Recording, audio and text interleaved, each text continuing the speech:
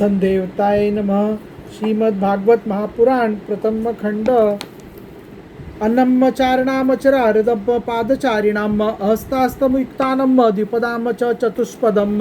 संसार में पांखों से उड़ने वाले चर प्राणियों के भोजन, फूल पुष्पादि अचर पदार्थ, पैर से चलने वाले के घास तृणादि बिना पैर वाले पदार्थ भोजन है। हाथ वालों के वृक्ष लता और बिना हाथ वाले और दो पैर वाले मनुष्य आदि के लिए धान गेहूं आदि अन्न भोजन है।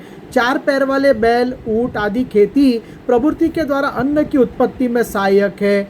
यम च पिता न विदिष्टवा देव देवेन चानघाम प्रजासर्गा ही कथम वृक्षान निर्गुदुर्मत्त। निष्पाप प्रचेताओं, आपके पिता और देवादिदेव सन भगवान ने आप लोगों को यह आदेश दिया है कि प्रजा की सृष्टि करो। ऐसी स्थिति में आप वृक्षों को जला डाले, यह कैसे उचित हो सकता है। आतिष्ठत्त सताम मार्गाम कोपम यचत दीपितम पित्रा पितामहे नापि जुष्टम व प्रपितामहेयम। आप लोग अपना क्रोध शांत करें और अपने पिता पितामह प्रपितामह आदि के द्वारा सेवित सत्पुरुषों के मार्ग का अनुसरण करें। तोकानाम पितृबंधु दृशम पक्षम स्त्रियायम पतियम पतियम प्रजानम भिक्षुनाम गृहणानम बुद्धम सुहत। जैसे माँ बाप बालकों की पलके के नेत्रों की, पति पत्नी की, गृहस्थ भिक्षुओं की और ज्ञानी अज्ञानियों की रक्षा करते हैं, उनका हित चाहते हैं, वैसे ही प्रजा की रक्षा और हित का उत्तरदायी राजा होता है। अंतदेरशु भूतानात्मास्ते हरिरेश्वरम सर्वम तदिशन्यमीक्षध्वेमेवम वस्तिचेतो रासो।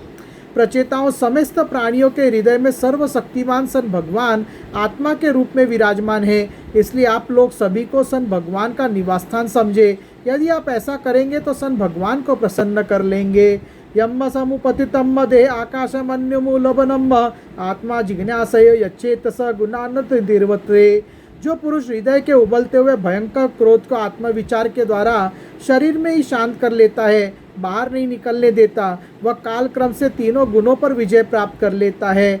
अलम दग्धुर्मदेनेयम अखिलानम शिवमस्तु मेवेयम वाक्षर्षि हेरषा वरा कन्या पतिने त्वे प्रतिग्रहतम। प्रचेताओं, इन दीनहीन वृक्षों को और न जलाइए, जो कुछ बच रहे उनकी रक्षा कीजिए, इससे आपका भी कल्याण होगा। इस श्रेष्ठ कन्या का पालन इन वृक्षों ने ही किया है, इसे आप लोग पत्नी के रूप में स्वीकार कीजिए।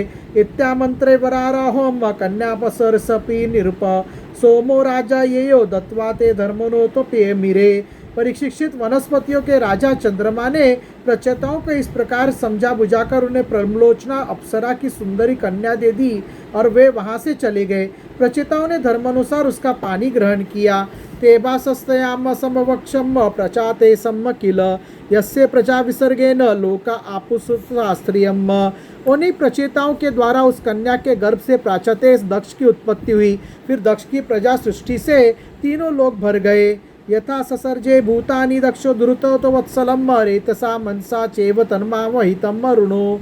इनका अपनी पुत्रियों पर बड़ा प्रेम था। इन्होंने जिस प्रकार अपने संकल्प और वीर्य से विविध प्राणियों की सृष्टि की, वह मैं सुनाता हूँ, तुम सावधान होकर सुनो।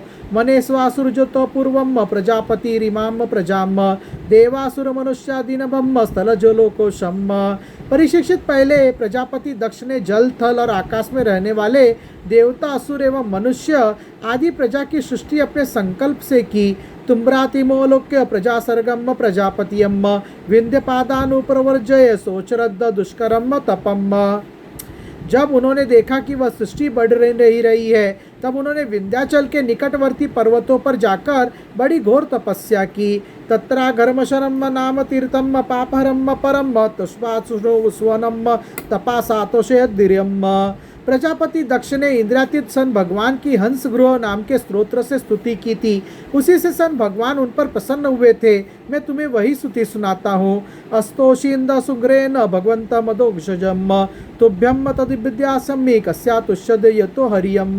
दक्ष प्रजापति ने इस प्रकार स्तुति की। सन भगवान, आपकी अनुभूति, आपकी चित्त शक्ति अमोघ है। आप जीव और प्रकृति से परे, उनके नियंता और उन्हें स्फूर्ति देने वाले हैं। जिन जीवों ने त्रिगुणमयी सृष्टि की वास्तविक सत्य समझ रखा है, वे आपके स्वरूप का साक्षात्कार नहीं कर सके हैं, क्योंकि आप तक किसी भी प्रमाण की पहुंच नहीं है। आपकी कोई अवधि, कोई सीमा नहीं है। आप स्वयं प्रकाश और परात्पर हैं। मैं आपको नमस्कार करता हूँ। प्रजापति रुवाच नमम प्रियाविथनातुर्भूतये गुणात्रयाता भाषा निमित्त बंधवे अदृष्टधामने गुणतत्व बुद्धिभि निर्वर्तमानाय ददे स्वयं भवे।